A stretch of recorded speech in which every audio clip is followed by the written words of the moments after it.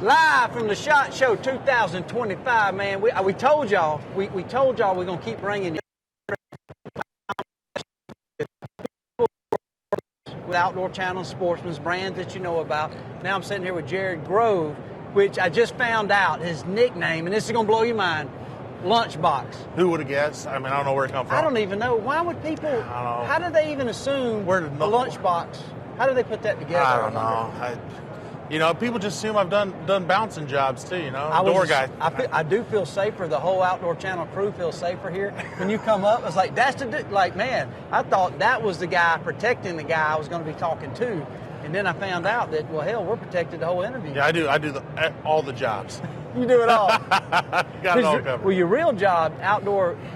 What's the overall top co y'all got? American Outdoor Brands is our holding company. I got you. And we have 20. They're going to be mad. Probably more than you can even keep up. Brands in the whole portfolio. Right. And I'm a senior marketing director, so I oversee 7 of those brands. Holy cow! So you got 7. That's kind of your responsibility to market and brand. Yeah, that oversee and have people working for me on those brands. Yep. I got you. Well, man, we were sitting here talking. One thing I know, there's a lot we want to talk about. One is I like to think so. I like to think so. Yeah, I think so. But then you had just come up, and dude, I had to stop talking because I got so excited when I saw that dang thing. That is going to be the ultimate, most fun thing around every hunting camp on earth. Y'all check this out. Yeah. So this is our Caldwell Clay Copter. We are launching it here at the show this morning. So this was it. It's brand new. This is it. Brand new. It'll be in the retailers in April. So what it is, it's a new way to shoot shotgun targets. We reinvented the clay target. So this handheld, it's battery operated, and it uses a lithium-ion battery pack. It's removable. That'll do 300 throws. So that's rechargeable, basically? Yep. Just uses your standard USB-C, so your phone charger. It's like a cordless drill or anything. Yeah. And that'll do 300 launches. And then what it throws are these clay copters. And what that is it's made out of a biodegradable, and we Greenleaf certified them, so they're safe. They break down faster than normal clay, but these little discs spin up to, you have an adjustment on here for your speed. Your speed determines your distance, but up to 15,000 RPMs, and it'll put them out there at 100 yards with no wind. Of course, yesterday we had, gale force winds, and they were going into the next county. Real fast. So even good shotgunners. I grew up shooting shotguns. Right. And that was been one of my main passions. And Clay's throwing that nice, consistent arch. Well, doves and birds like that, they don't fly in an arch. These will get up in the air and really juke and jive on you. So it's a challenge. Oh, man. And even just a little bit of wind will make it do that. So it's like a Frisbee helicopter almost. Yeah. So it's just a new concept. And then just the portability of it.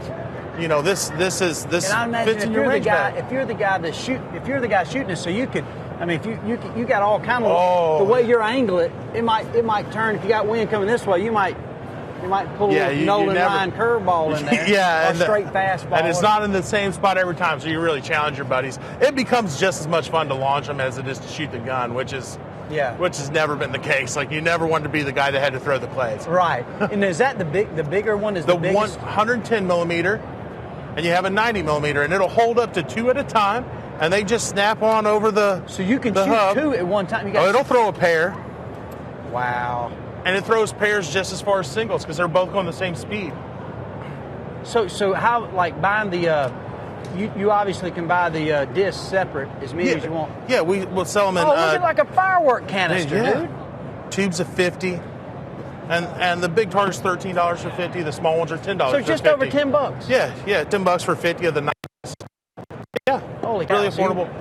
You drop these, they don't break. Right. Yeah, they're not like eggs. Not as delicate as a clays. Really. But when you hit them, they just explode. You could put that in your check bag or throw it behind the truck seat and basically have a shoot anytime you want. Yeah. It takes the prep to get to the range is so much easier. So the days of I used to always take one of those little. Actually, Caldwell made that. Oh yeah, we make them. Throwers. We make a hand thrower. You got a shoulder. That was my only. That was my only cardio back in the day. Drank a couple cold beers and I'll be the full-time thrower. Yeah. This changes the game, man. Yep. What else y'all got going on, man? So what else y'all got? Obviously y'all got so many brands. Yeah. And how hard is that seriously to keep up with? How do you focus on one thing? Because that has to be overwhelming. We have a pretty cool strategy as an overall company where we break it into lanes. Mm-hmm. And so, we have a lane that's more shooting and range focused. Right. And then we have a lane of brands that's hunting focused. And then we have a lane of brands that's self-defense focused. And so, to manage that and be able to run all those brands efficiently, it kind of helps because you're talking to the same people, you're working through the same channels. It actually makes it very, very doable. And then we do utilize the team, even though I may not market the fishing stuff. Right.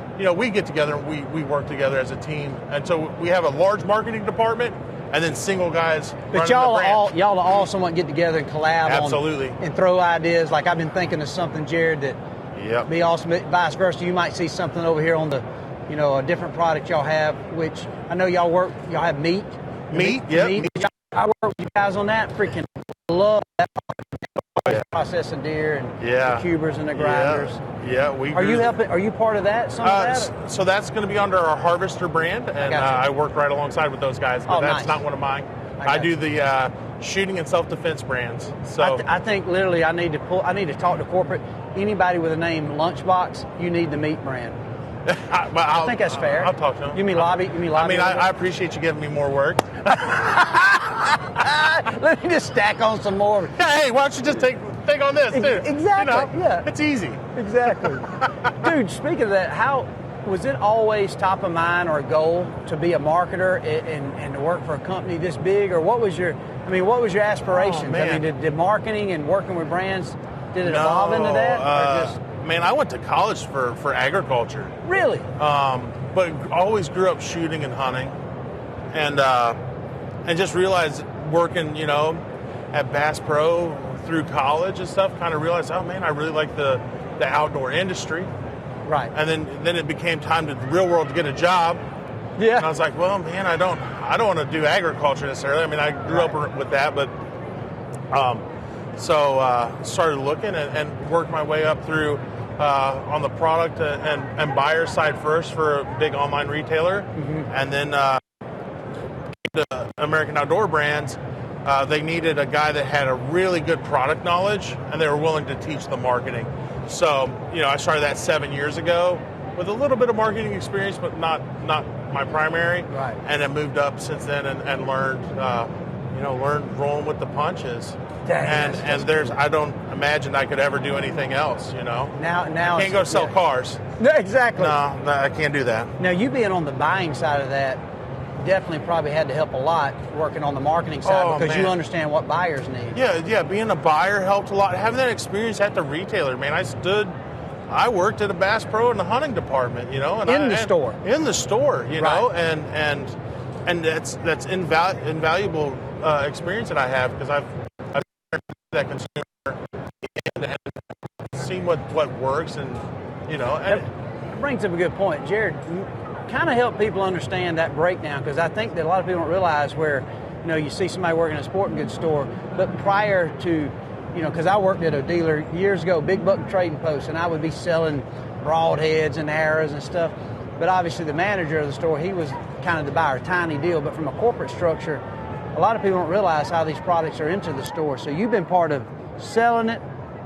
You've been part of buying it for this guy to sell it. Yeah. And then now you're part of the marketing connection to help everything flow. So explain a little bit how that breaks down. Yeah. Like you say, it's the current role that I do is product development. So it's not just marketing.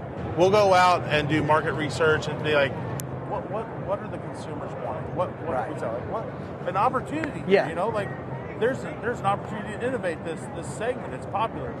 And then we kick that off to our product development team, and they'll be like, okay, we can build it. It does this and this. And then you got to kick back and go, well, a buyer is going to want to know,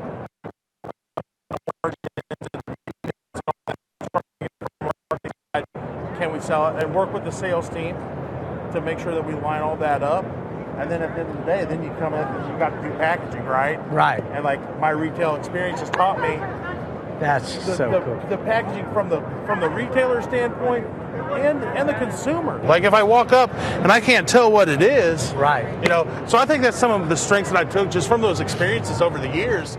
You know, like you don't learn that reading a book necessarily. Where the shelf space is going to be? How will it fit on the shelf? How will it appear on the shelf? Yeah. All those things that you don't think about that the retailer is going to think about. You have to consumer mind.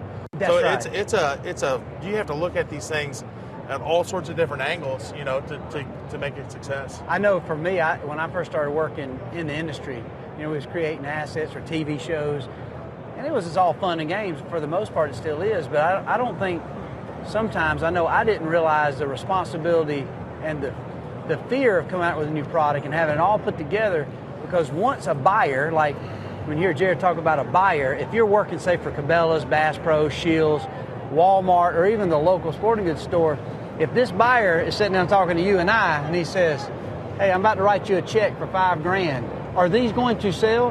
Is it a good product?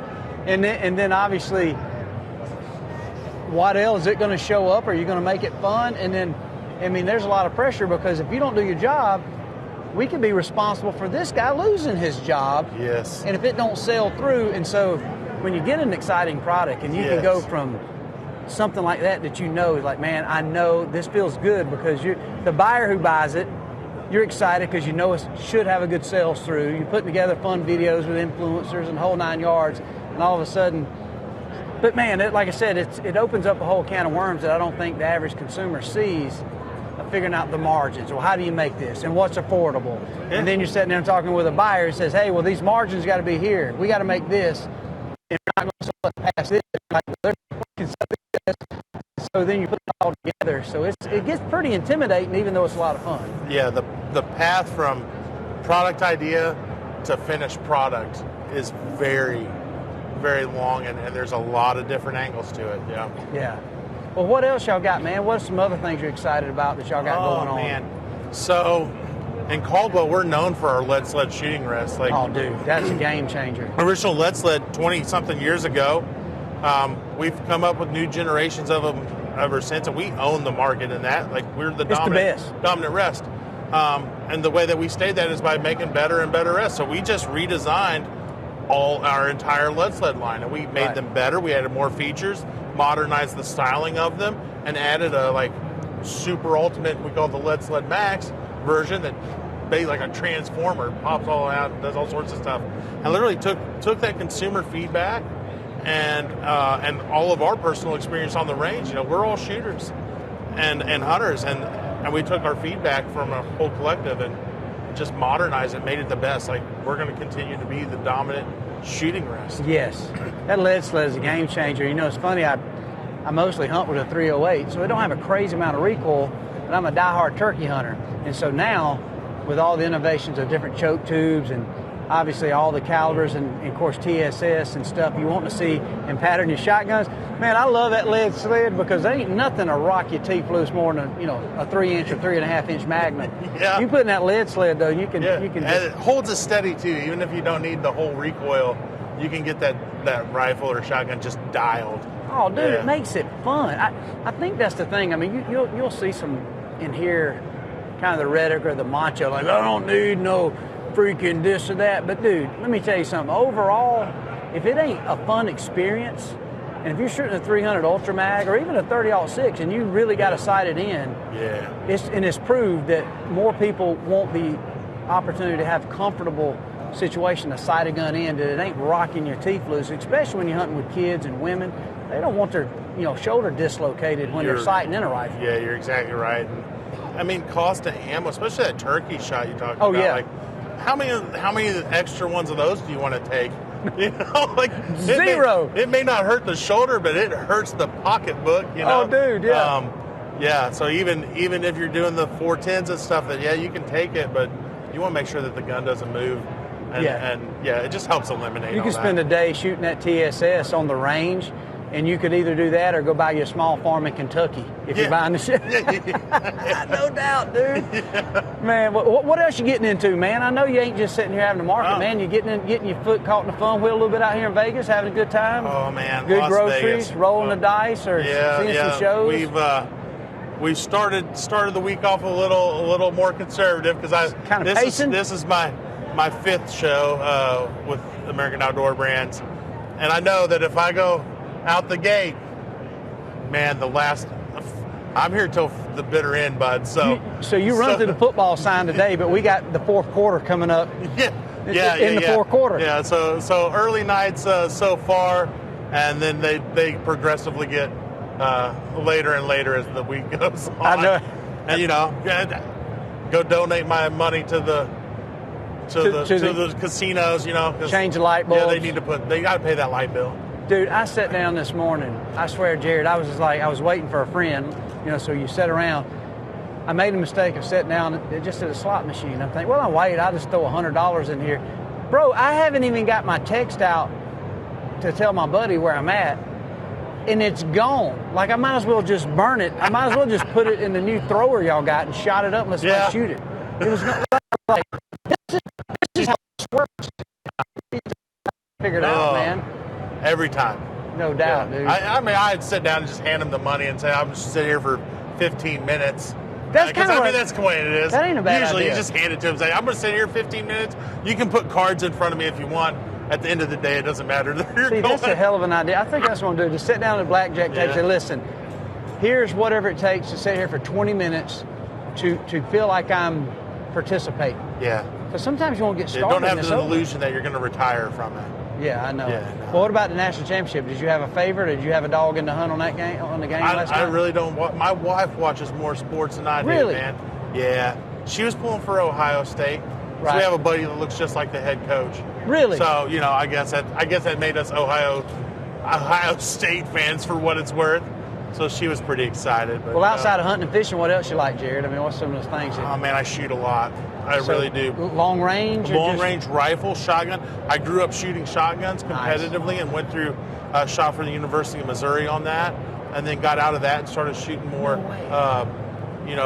The pistol. Now I'm into long range rifle because I really have a passion for reloading, and we have a reloading brand, Frankfurt Arsenal. So, I really enjoy. Like, it's therapeutic to set and load your own ammo and develop loads for that, and making those long range shots. Dude, that's pretty cool, man. Yeah. There's a science to all that. Yeah, I say it appeals to the science part of my brain, I guess. Well, that goes right in. You couldn't be with a better company than to work on the brand. And that's what I do love about the outdoor and shooting space is, from time to time, you'll meet somebody in your position that don't have a clue, but 90% of the people you talk to, it's a passion-oriented job to where you know your stuff. This is what you do. This is life. I don't think we'd be good selling makeup. I mean, what do I know about makeup? But I don't. I mean, I'm sure some dude out there somewhere is pretty good. He's probably doing pretty good. I don't think we're the guys. We're not the dudes. I don't think me and Lunchbox. We're not. I don't think you want to see us knocking on your door. So exactly. Mary Kay. We ain't getting that pink Cadillac. No, we ain't never.